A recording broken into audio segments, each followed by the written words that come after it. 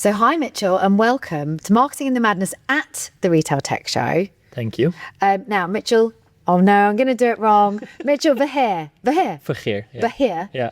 Or as I said earlier, Mitchell Vergeer. Yeah. Anything works. How you spell it in England.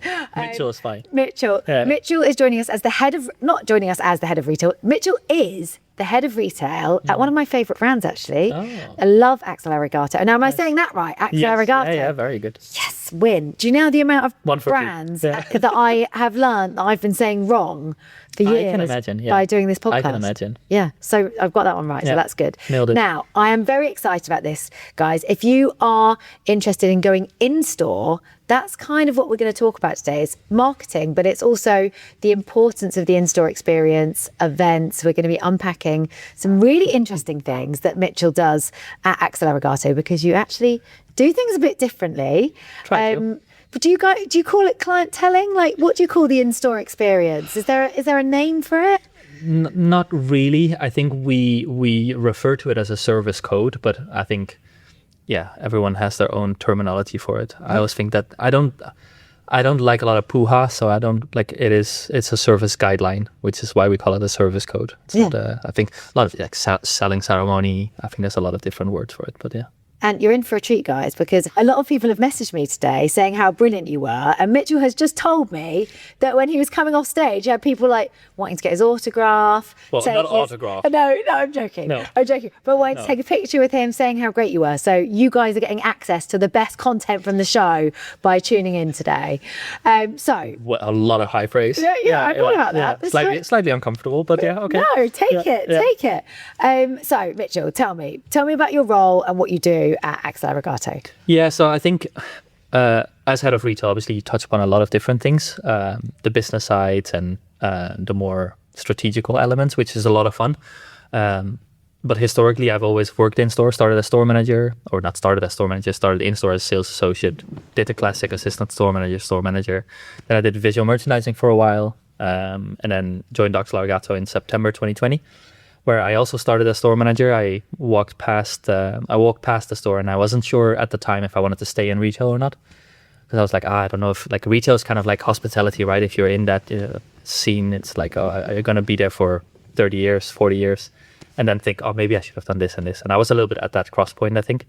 And I walked past the Axel Arigato store in Copenhagen, and I said to my girlfriend, if I ever should work for another brand, it should be a brand like this. And then I think I got home 20 minutes later, opened LinkedIn, and they were looking for a store manager. And I was like, it's probably a little bit of a sign. So I applied.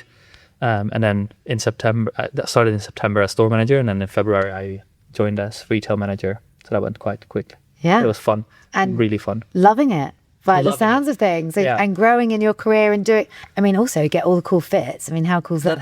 That helps. Yeah. It makes me look cooler than I am. So that's definitely a perk. No, but it's, I think, as head of retail, I think for me, the biggest passion is still customers and staff, trying to do something slightly different than what other brands are doing. What probably all makes us the same is that we all think that we're doing something differently, but obviously you need to keep telling yourself that you are doing something different. So, trying to inspire people to bring a best experience possible and do something to be remembered by, no matter what that is.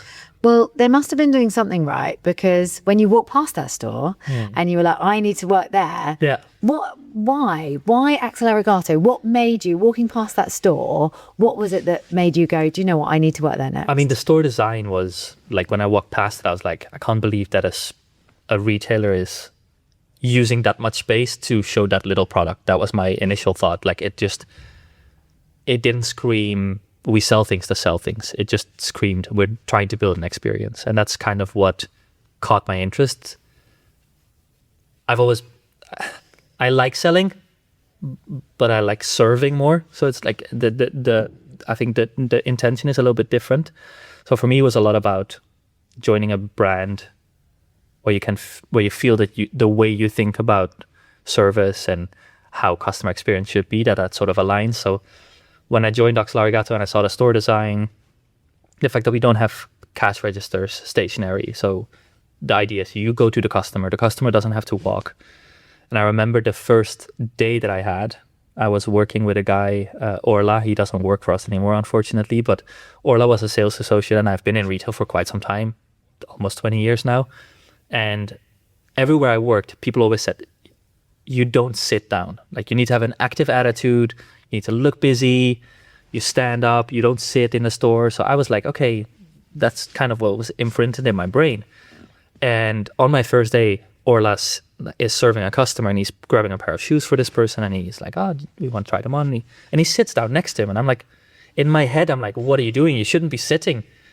But then I saw how disarmed the customer was, and how it wasn't a sales associate and a customer. It was just two people asking what they were up to for the rest of the day.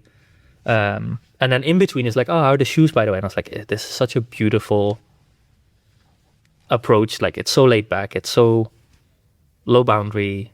So I was like, yeah, that's what we should be doing everywhere. Yeah, it's so much more human, right? Like, it's built on human connection and designing an experience that makes you feel comfortable. Not like the worst thing. Me and my daughter always say this. I've talked about her a lot today. Sorry, guys. That's okay. But she's nearly 18. She loves shopping, obviously. And probably a bit too much to your liking then. Yes. Yeah. And she needs to, like, you know, well, she's at uni, so I'm going to be paying for, well, she's going to uni. I'm going to be paying for things for a lot longer. But I think it makes you feel really awkward. Like, we can all have that awkward sense where you've been in a store, someone's coming over to you. Can I help? And I'm like, no, I'm just browsing. Like, I'm not ready yet. If I need someone's help, it's a real fine line. And almost like the more luxury the stores, often the more intrusive it can sometimes feel. Yeah, and stiff probably. Yeah. Whereas I think and I've bought stuff in your store, the one in London. That's good. Yeah. So there you go. Hands-on experience, right. Marathon runners.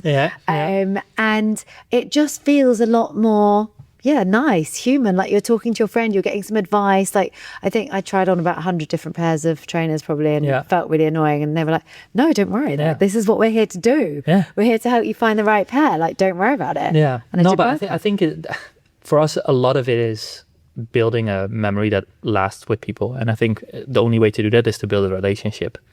And you don't build relationships by asking what size people need, or if they need something. The way you do that is by having a proper interaction. And then it doesn't matter if you sell something or not, because you build a relationship and you mean something to someone. That's like, you've done the sale without having to sell anything. Yeah, but it's also like just showing that sort of human side and like genuine interest, I think. Is. So I mean, you don't need to. You're just being a kind, helpful, genuine human, and that they'll never forget that interaction. Comes a long way. It really does. Has that always been the case? I mean, I feel bad I haven't done my research here, but has that always been the case for Axel Arigato stores? Have they always I think it's very much reflecting the personality of the two founders, which is Albert and Max. I think they're both they were quite young when they started the brand. We're about 12 years old now, so they always wanted to build a brand that was approachable and likable and cool, obviously, as you want to be, because that makes you relevant. But they just want to bring people together, and I think that's been reflecting in every strategy that we have, whether it's the events that we do, or the retail strategy that we have, or how we communicate internally, and what the work environment is like. Everything is based on kindness and relationships, which is really nice to work for and with. Yeah, I love that. Well, I want to dive into one of my favorite topics all time, because I have a business that runs events, sometimes with very, very cool brands like yourself as well. So I'm all here to hear about what you guys are doing. So tell me what it means to run events at Axel Arigato. What kind of, you're obviously using some of the store spaces. But from a marketing perspective, why are you running them? What are you doing? What do you do differently? I think we have a brilliant event team. We have a few event people that are constantly trying to look after what the next best thing is. Basically, we did a chess event in Paris. When I heard it, I was like, oh, okay, chess. I don't know what that. I don't play chess. I don't have a reference to what the chess audience is like. And I think based on the stereotype of chess, you expect a pretty quiet setting, basically. But I walked into the store and like there's a DJ playing. There's like a bunch of young people having drinks, playing chess at the same time, and the store was buzzing. And it's like the idea of like being able to sort of replicate that almost as a like give the store teams the permission to do an open chess event every Friday or whatever it is. I think some of these things is what we try to do, and sometimes we use the store, and I think we love to throw a party. We had a store opening event in Copenhagen last week, and as always, I think when you have DJs playing, at some point there will be a tenant around somewhere that has a noise complaint or whatever, which makes all the sense. And we try to do everything we can to prevent it from happening in the first place. But I think for us, I always think it's really fun when a police officer shows up. And in this case, the police officer, like, he came to the window and he's like using one of these flashlights to like point someone out inside. And I was like, oh no, is something, like, your heart races for a second. You're like, shit, is something wrong? And then he walks in and he hugs this person. And I'm like, what is happening? And then he came back out. And it turned out he's like, yeah, we got a few noise complaints. We just had to check how it was. But my colleague is inside. That's the one that I shined at. And she's having a great time. So you guys are good. I'm like, okay, that's... yeah, you've got an eye on this. It's a good sign. Do you know, I just spent a couple of weeks in America for work, but actually was so impressed. So I spent one of those weeks in LA and went down Melrose. And of course, the stores there, I mean, very intentionally designed. Like, it's next level, the amount of detail that goes into the outside of the stores, and the inside of the stores. But every single store felt like an experience. Yeah. Like, they had DJs in the stores. They had, like, it was so fun. Yeah. I loved it. And I feel like that's, we're obviously at our retail tech show talking about the technology that powers all of the amazing things that's happening in stores. Obviously really important. But I do think people are craving, and certainly younger audiences, they want to go out and shop in real life. Yeah. Is that a trend that you guys, it sounds like you're dialing into that. Is that something that you're seeing become more important?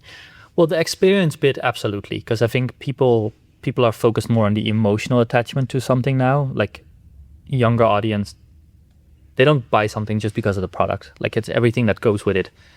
It's, I think, even more political now than it's been in the past as well, where people are like, okay, what are the values of this brand? Is that something that I can relate to and identify myself with? So that's definitely something that we see a lot more.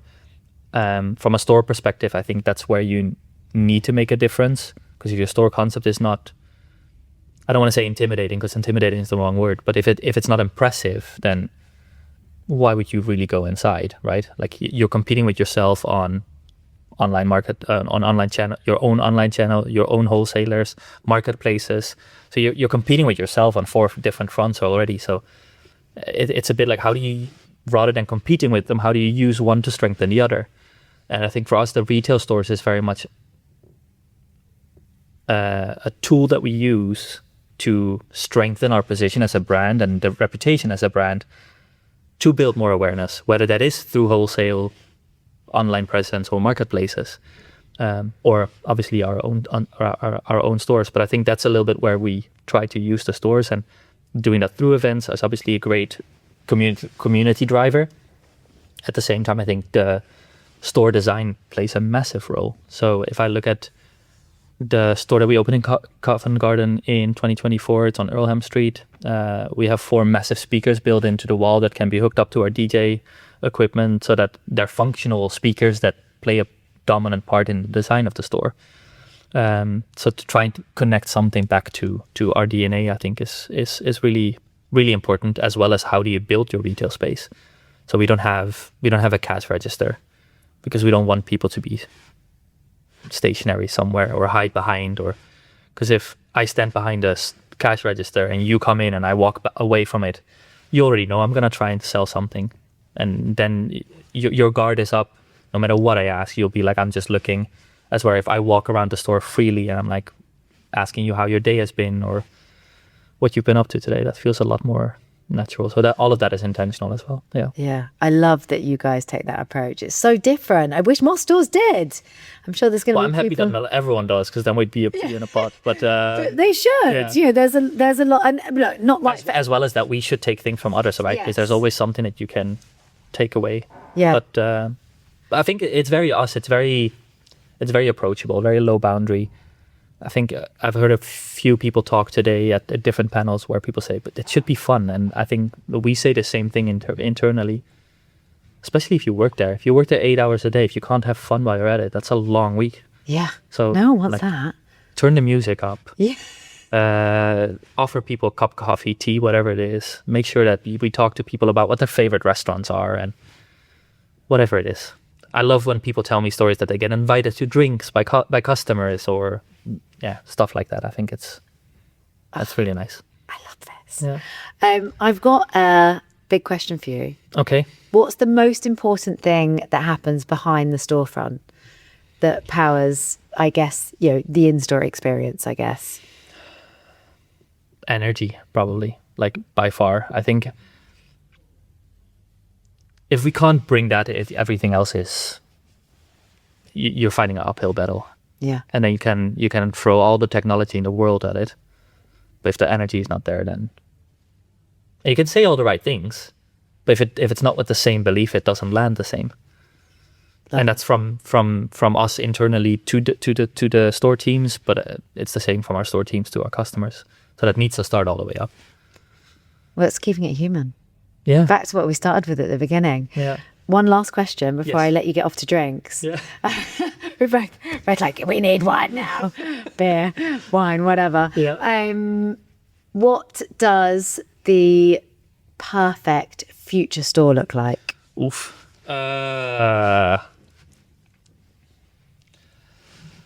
One where people feel engaged. I think that's the main thing. Like for us, it's whether that is, I mean, obviously there's a lot more technology at play. So I think screens and all of that type of technology is playing a bigger part. How you capture data is obviously important from a business perspective. But from a customer perspective, I just want people to walk in and feel comfortable. Yeah. One way or another. Love that. Yeah. Amazing. Thank you so much for joining. Thank you for having me. I'm going to give you a high five. Absolutely. You deserve it. Yeah. Thank you so much. You.